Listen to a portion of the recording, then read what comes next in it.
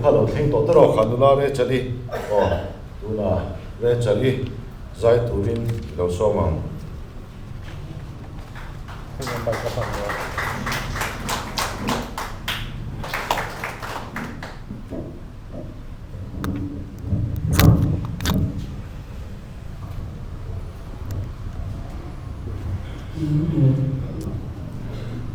Isang Congress Valley, diga.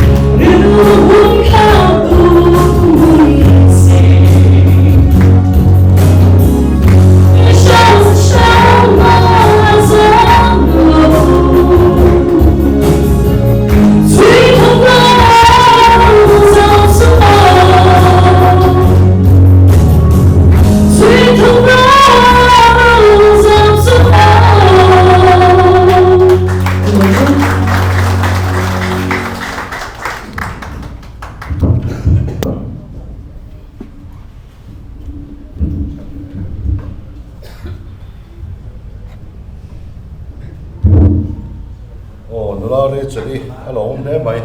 la pakhat lo in ready le se athange hei kan thu sei le tur hi Dr. la lian chunga kuma liana ania Congress party kan pa nei khop ma MZU faculty an chuat tolol te kanan nei loma kuma liana te noma AIPC an president Dr. Henry te le AIPC adipo hian ithiam tak tak anin tlat hadwal ani ti kha hoini hen shenon leila a thome tuna chuan kan media department chairman le MPCCGS Dr. Lalian Chunga to say to rin lo so mang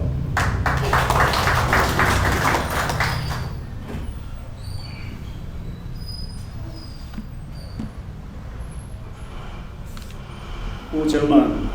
le MPCC treasurer libok Dr. Nusok Maka in MPCC president zom tak ulal so ta te in party kan senior of India like na local khom te in party a thopui zong te in abi takin ai zol pon lam atanga India bavana loi lu te amasa in chibai kabuk masadu chawa kan thian te khan thu thatak tak mai anon soi to a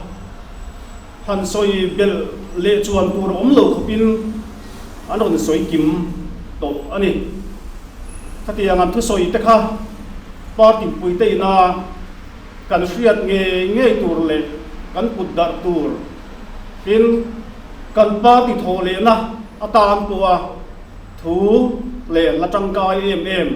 ani vek maya chu hang chuan an chunga po lom thu ka soya tin tuna ka soi tur po hi kan thian te lo soi ma sa te ina an soi to ron thual nun na ani mama do na tiang tan chuan ka in buat sai ve deu thim boka he kai ni Congress Party ka hiat tir atanga Congress Party ni phung keima betlat hi om ve a chu zoram mi puita na be sei na pele thin tu chu Congress Party hi ani ti hi Congress Party ka hiat tir atanga karin ruwa ani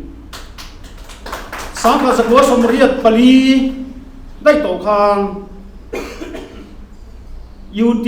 Nuaya election number oma kata khan no pangte ni chungin Congress Party na zoram tana rem na le muan na azor kha kan thin lunga hian a hep em mai ani chumi ya nge chan chu au mani ti hun lai chon no pangte kan nia rama huai rual lek kan ni kan u te khan ram nuaya biru choi tur nei lo emene volunteer te chon pe na khan sipai ten no pang an kalve chuan an lo ring hlel lovang ti an rina wangin ke ni kha min huai ve thina tu tiang chuan lova te kan kala thama te emene volunteer te real drum kha cho betua kan chang ve thin ani chu tiang chuan MNF te khian sangkhan zakwa somriat sangkhan zakwa somru paru tang khan Mizo nationalism thuthung mangin India sarkar anlo ka pa aso khok chumna tak ania angong chu arap thak ani voinia ndu le pa helai na local khom ti chuan khati hun la ya tu bo le do lung in kara in om zia kha in la chuak wai thaya cái ni nấu bằng cái bộ kha cái điều hun lái hun lầu zia kha cần riu ruột hiền anh là thar reng anh chút tiệm chuan Congress Party chuan chu hun thím tập ở trong Mizoram khai chuộc turin rem na le muan na aron zuar ta mi pui te tan be sei na aron chop ta chú bé say nam bak chuan sangkhan zakwa somriat pania zoram mi puiten vote an thaka chuan Congress Party chu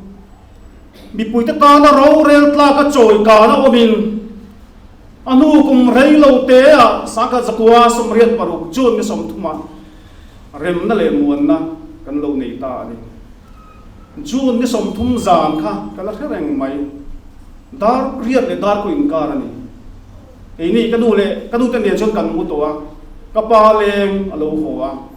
o zang khai va hian kanu ron kai thowa MNF tele India sarkar ten remna an ziak felta aron tia chumi nu atang chuan ai zol khopui kha thom him om em in atuam lup mai ni chu Congress party sarkar na siam masak bera zoram mi pui ta na ahlan chuani remna le poi với lý à hiya cái thằng ai bụi tê tam tắc hiền cái gì hun lai hun thím lệ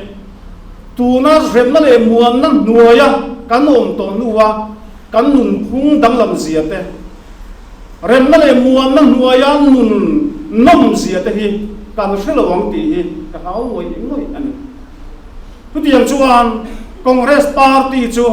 Mizoram mai chama ain lam rala cái chuan rem na lệ muan na sáng cả dập som riết paru June cái som thum achangin kan lo neita ani chu Congress party na karil ruwa na atho dan masaber ani ya Congress party hi Mizoram mi puite mang adna ta beisai na thar pele tu party om chun ani ti hi voina hiam war takin ka soi ni chuan hun na local le ta sangka zakwa som ko pariat atangin sangi pariat inkar MNF te pathiari na hung chuaka sarkar siam turin ma se April di som pakua sangi pasari alo ken meu chuan gun sang atanga zoram kut na thok tu local khop te chuan ai zo khop ya hian chem tum nen MNF sarkar ka kong an zo khum ani Mizoram ina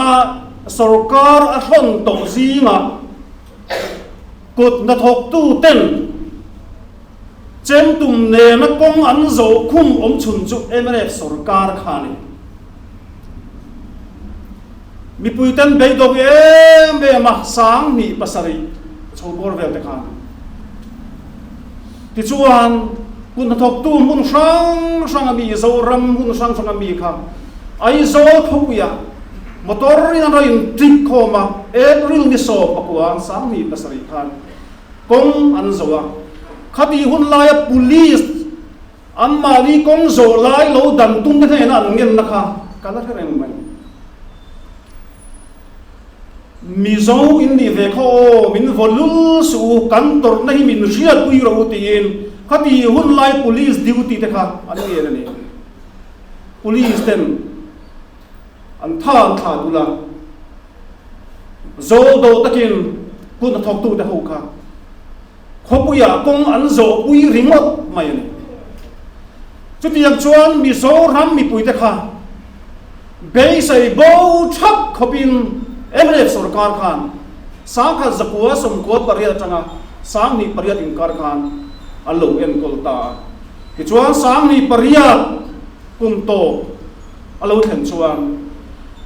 mi pui be sei na bo vek to chu Congress party in be sei na tharin a khai chuak le ta ni kha chu ta Congress sarkar thar in ha na chu Michina kan mahila president zo tak na so yam khan amosa bunga chang sum ni palina ro rel dik chu lui angin luang sala fel da chu lui pui kong kang ngai lu angin luang ro sa u chu Congress sarkar ina mi pui ta na be sei na thar apek in ha na ta na pathian thu in ha na ta na athan chu a chu Launita, tuti hun lai chuan kei ni hi party activity akan ron kallo ma se chi takin Congress party kalphung kha kan ron zirve a chuta kan thil mu chua pakhat chu Mizoram ina sarkar ashan to zong zinga kum sam ni pariat atanga sang ni som pariat inkara Congress ministry pulau than hall kai khuai kha sarkar thaber ani hei tuka sarkar thai hi Mizoramin ala mel riat ngai lo ti kha zirna huang atanga kan ron buk dan khati hun lai congress wai tu takhan thei to pan chua Mizoram sum le pai din mun tat tu cheme chuan siam thra सरकार न थोकते लहुम तका लोन लथे ने सरकार न थोकते GPF withdraw तुरंत ने अखिचियांग ले जो तो सोईदान पे चुआन अन पेंशन मा कुम खाता अन GPF पार से ने मुझा खा सरकार अचंगिन अन withdraw थे या खा खान इन ले लो अन पुआ थे या अन पेंशन अलो हुन मेव चुआन in le lo tharra sarkar thok tam tak kha pension in an in thar an lu the ni chuti yang chuan Mizoram leiba po nasat takin kha kum som chung khan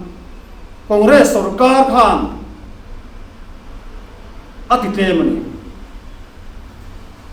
tin kan riat to nu ni ma selang referral hospital tu chet to po dam doi lam thiam zirna insan medical college ni pa hiya kapin athuam chalea mani loka april tha ZMC tangin MBBS first batch an pass mi somru paria doctor thar kan le ni Doctor pakhatina thilati tham tam thei dan le mi puino puitena kan chor thei dan hi namen lo ni aturu le to kani fisel na ko ate doctor somru pariat so ZMC Congress Party na adin thar le tang som april tha khan an pa chuak de to ni Real Hagel project po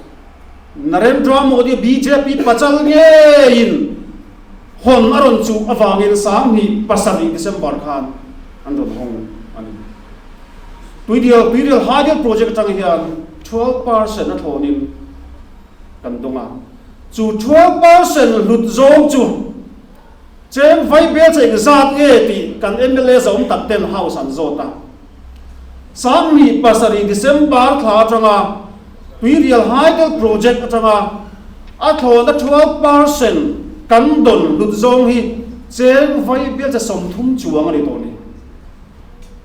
tin Real Hagel project atanga power siam chua zong hi Mizoram kan chang ve ten mandi lo ka po vankal solar park po beguat som ni pe chuak thei ka an hong bo chutiam chuan Congress Party hian hai rual lo le thuk thei mia lovin kum sam ni pariat tanga sam ni som pariat inkar khan na athokan tin healthcare chung changa po tunang hian ni pui te khan MR bill tan an nei ve ngai lo ni Congress lai khan sa National Family Health Survey sang ni panga tu sang ni som panga tu sang ni som par inkara neya khan Mizoram kha health insurance lama north is a number 1 kan ni Prisel na lama po Mizoram ina la atho kha sarkar lai pui hriat tham ani tiam chuan na kan thoka Ichuan sang ni so pariat alo khen meu chuan November ni som di pani khan India Today India Rama newspaper magazine chanchin thar thedar tu lang sar ber te chuan India Ram state sang masol da te phung sang ma an siam chu amron release ta non thar chuak ta November ni som ni pani sang ni som pariat isua kan chuta chuan Mizoramin khatum som chung khan kong sang sangin pasod na kan neya ZPM te na du tho taka an soi ang hian Mizoram hi state dang mong pha kan lo lo ngai reng lo di anon fin fi ani masol malam kan soi chuan Mizoram hi state dang tem nen in khai khin ra la po among pha kan lo ngai lo hei hi chu facts and figure ina a fin fia thap thu di nghe thei lo khoya po soila rin tlak le rin ani chu tiang chuan Congress sarkar khan kumsom chung khan nasa takin mizo ki puitatan na alo thoka ZPM ini ngot lo chuan pathian le ni puizara Congress sarkarin Mizoram tan na tho hi i mu mai thailo ZPM ini ngot lo chuan i hai der thei bok lo ZPM te chu han soi tai la tun lai phei chu an office ko ta buan tal tum zuari la khal at lang utang chu tiang vel chu ni political party kan ma chon tur te hi ma sa chu tiang a sarkar tha samni pariat tanga samni som pariat tanga kan din po chu sarkar fam kim kan tilo sarkar dik fam kim kan tilo khovela hian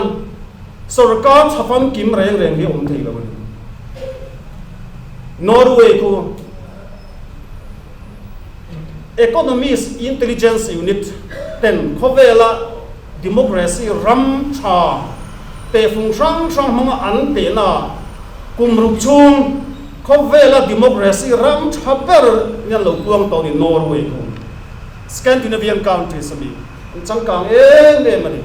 mase soi sel bo ko ti chuang lo ni tun nai lo ka film hu dam mai vai hoi nan siam Misit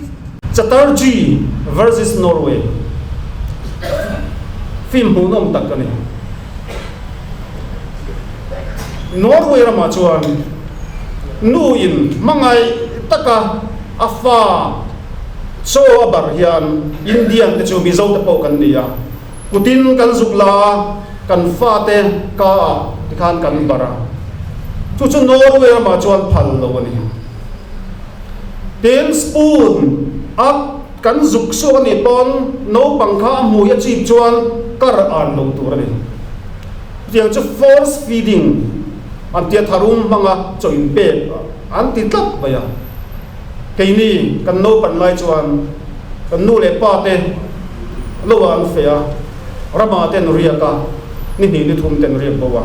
kan pi le pu ten min lo yen kola chunga chuan an rot pe lo pon an ma ni an thiala an thial soma min bar mai kan survive ve tho ni mo ka chu tiang khopa sarkar than hoi po chuan min afa en kol dana na sataka sai sel la to ke thei tho chu tiang pakin kang mizo pui te po dan lai san em be America ram te po hi soi sel bo ni lo ni sarkar tha te phung rang atanga te po in America hi number 1 ni chuang lo subi kan soi tu na chan chu sang ni pariat tanga sang ni som pariat in kar kha thei pato patha sarkar tha mi pui te ne na kan pe a soi sel bo ani chuang lo wa pon lampang mi te nan du to kin min la ron soi sel tho ma se hei hi ichiam ang khovel khoira ma hian sarkar tha sarkar fam kim sarkar soi sel bo hi ong chuang lo ani putiang chuan keini Congress chuan kha aya sarkar chia kan din khiang le to lo thung sang ni pariat tanga sang ni som pariat in kar sarkar kha Mizoram sarkar hon to zong sarkar thaber ania ma se kha ai chia kha atluk pui tangial po keini hian kan din thiang to lo kha ai thale zual kha sarkar tha bu so ta nuaya bu pa te nuaya doctor malakai ko na nuaya kan ho tu te tran rual da sara sarkar tha pa ni ting bel fa sáng ni som di pathum in thana chang a din turin Congress party in buat saya mu hey Congress party chu bipuita na base na pelen thin tu party base na thar ne la bipuita le na in ram ral thi party kan ne ma se ZPM hi chu mi bei dong siam na kho mi bei dong siam na kho la ni uda hian ZPM kal khuba bei dong tam takan ong chung mi ta tan chuan bei sei ta thar kan pe thei MNF sarkara bei dong to ta tan po hian Congress party hian bei sei ta thar kan pe don chu MNF sarkar hian Congress sarkar ai thaka adin theilo din se chuan sarkar na thok ten hu taka lon lang MNF sarkar hian Congress sarkar ai sarkar thaka din se chuan MR bil po ape thei ve ka GPF po ape theya leiba po apung thur lawang ma se Congress sarkar aya sarkar thamin pe thailo wangin mi pui an bei donga tuna kan leiba te hi sam ni so pariat kan tlap che kan leiba chu state kan mi atanga kan leiba in khol khom chu ko pon leiba kan le lo state kan mi atanga kan leiba in khol khom kha cheng vai bel che sang sari za thum som panga ani kan tlap che na kumin budget sang ni som ni pathum sang ni som ni bali budget a kan finance minister uzoran thangan mizoram lei batur aron chok chua chu cheng vai bel che si khat sang thum zanga som riat bali ani hem mai ni hu chu kum li chung ko tin vai bel cha sang ruk zani som ruk pakuain apunga di chumale state kan ni nu kan leiba in khol khom kum som thum chung leiba kha MNF sarkar hian kum li chung le hian khu matule moti turin a theina piang apu kani sarkar tharina har satna ato le tur enghel mialovin a theina pianga apuka leiba min nuchia su leiba min nuchia tu kumli chung le ka chen vaibel cha sam ruk zamni sam ruk pakwa min nuchia chia tu chuan mizo nationalism dei ala soingam ni mole mizo nationalism hi soingam turat ni pika zona ni thua ka sumlu tan mizo nationalism hi soilo ahim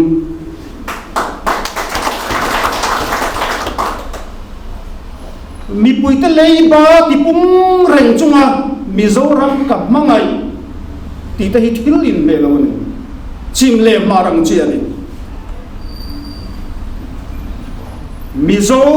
nationalism hi mizo ram le nam mangai na ani ya mizo ram le nam mangai tu chuan mi puite ta khuri asiam du do le mi ma se an siam siani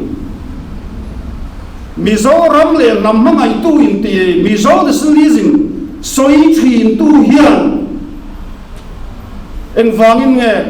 asor anathok te lo ahun taka pe thailo enwangin nge Mizoram hi mason zong kal lowa anung tol zong amin kalpui hei mi zo nationalism ani thei lo ni mi zo nationalism kan soi don chuan sarkar tha ding tung tu te mi pui te na be sei na thar pe tu te hian Mizoram le nam mangai na chung chang hi huai takin kan au pui thei zong ni ti hi voin ni a hian ka soi du ni emene ina an soi ai chuan ka pu ka pi i soi kha mi an oi zo Congress pachalin Mizo nationalism asoi hi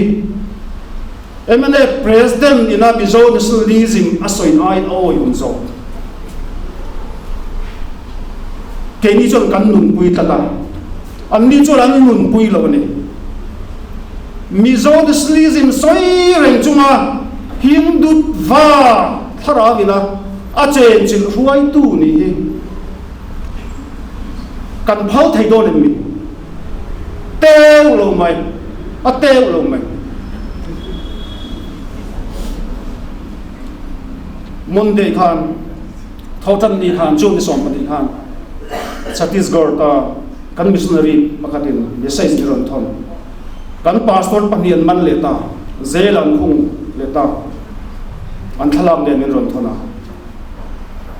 puti me lai chuan kan then uma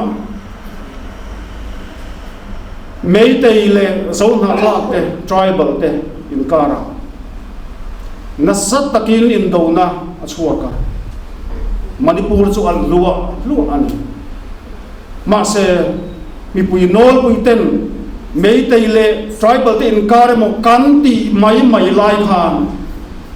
a phe na thil thu zo a in phum ti kan so me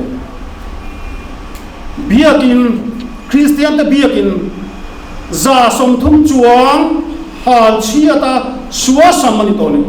Manipur akhian tun thang chung biakin te cho tribal te biakin kan zong na tha pui te biakin ani remote lo mei te Christian te biakin po ani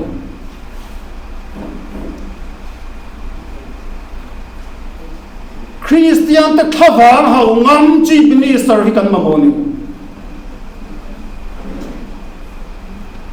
he sarkar kan son me khian BJP spokesperson M ki konan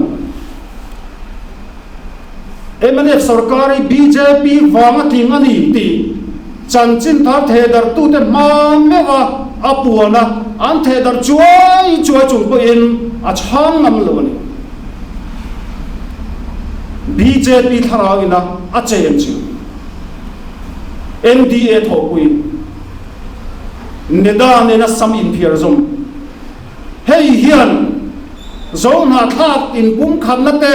Mizo nationalism mang chi te soi ve thin ma se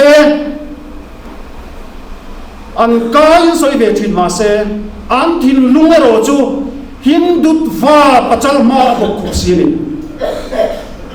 hei poi do na ni sang di som pariat in than wang lai khan Hindu va thipui do tu mi thane ngai zo te na ngai phone thina MNF ya sarkar vai chuan biakina Hindu tua lau zia hi hun tam taka kan speaker te an sai ngam to lo ma ti hian ni ma se pathiani rem maruat zela kan ta Congress party thole na ta kanti nimia lovin ni pui ten he thi pui hi an lo ta ve chan ta ten kan thuril tu phai lam atanga kan missionary lo chok ta ko hian huai takin an soi ta Hindu tua thi pui hi in ti thaina ni lo ti mania masi sanati khom puya kan pastor lal hun tharapon biak in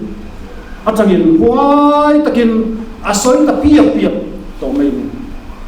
in ti China ani rot lo atak tak an ton an soi ni hutiang chuan kan hriat phak ba hian he hindu pui hi sum le pai le aron cheya speaker Frederick Mel poin he thipui hi alo zia aron tlang au tawa development kan ti mathein he thipui hi a phena akal zela masa development tak po chu kan theng chuang lawa development kan ti mi puina an lo pom mai na cheng vai bel che sam chuang advertisement an seng ringot mai ni mason na kan thok na sa ti ringotin wa se chung mason na kan ti chu hindu tua thipui hian kina alaron nuai re vector ani utiang chuan voin ni a hian zoram mi puye beid dog me tana be sai na thar pele turin zpm kalphuma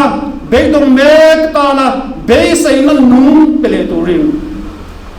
emne rogrel dana beid dog me tana be sai na pele turin congress party hi lalpan achoy nung le do achoy sang le do chumi tang chuan nang le ke hian thei to kan chuamai bavana iron kal hian enga motak kan in sacrifice le kani Dr. Henry Apon anna nasatakin sacrifice kay pon ka sacrifice kapupon nasatakin chung kurte a sacrifice ahlan ni kapipon sa tiyang bukin congress mai chama voinia hian kamin lan rala cho kanin lan ral na choi nung zel tu ren thei to pa changin chang rualin congress ta i thok zelang tin kalin so mani kalome